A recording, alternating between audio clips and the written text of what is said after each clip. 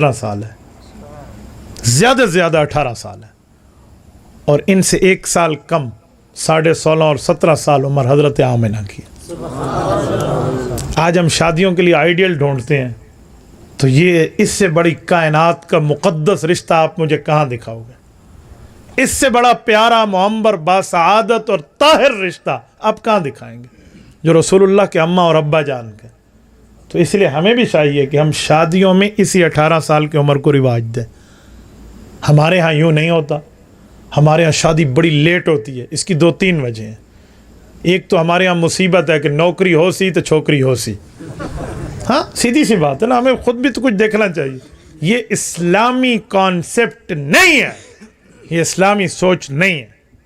حدیث پاک میں تو ہے کہ بیوی اپنا رزق لے کر خود آئے گی اور آپ اس کے رزق کا پہلے انتظام کر لیں، بھی نوکری ہو سی تو چھوکری ہو سی۔ ناراض نہ ہونا، میں نے بڑے بڑے نوکریوں والوں کی بیویوں کو طلاق ہوتے دیکھی ہے، اور اپنے ہاتھ سے فتویٰ لکھا ہے جب ہمارے پاس مسئلہ آیا ہے۔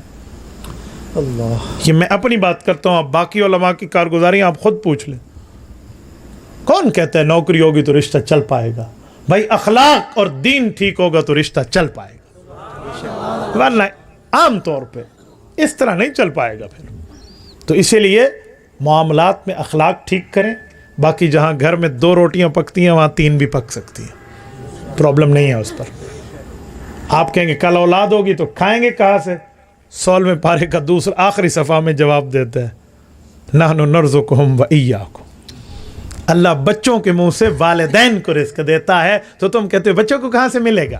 جی ہاں، لا تقتلوا اولادکم خشیۃ املاق، اور آپ نے فرمایا اپنے بچوں کو اس لیے مار رہے ہو کہ کھلائیں گے کہاں سے؟ نحن نرزقہم وإیاکم، ہم ضمیر پہلے ہے جو بچوں کی طرف راجع ہے، کم بات میں ہے جو بڑوں کی طرف ہے۔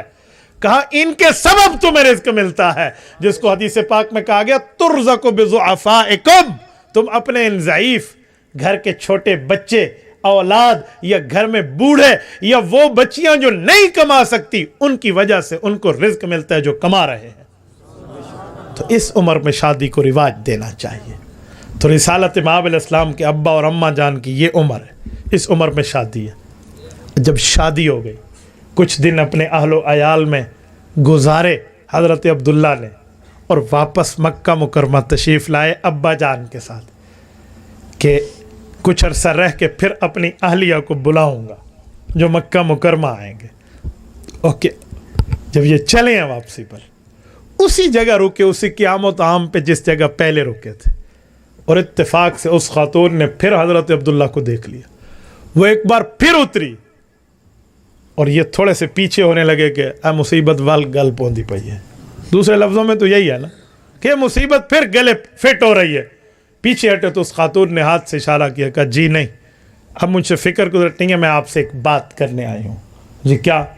کہ میں تورات انجیل کی عالمہ ہوں، مجھے کوئی شہوت اور ہوس نہیں تھی، بس ایک وجہ تھی،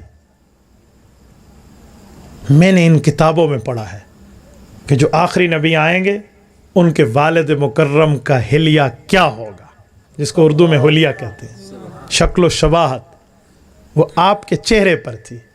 میں چاہتی تھی کہ نور محمدی کی حاملہ میں بن جاؤں، لیکن عبداللہ اب آپ کے چہرے سے وہ نور محمدی کہیں اور منتقل ہو چکا ہے۔ میری کتابوں کا علم مجھے یہ بتاتا۔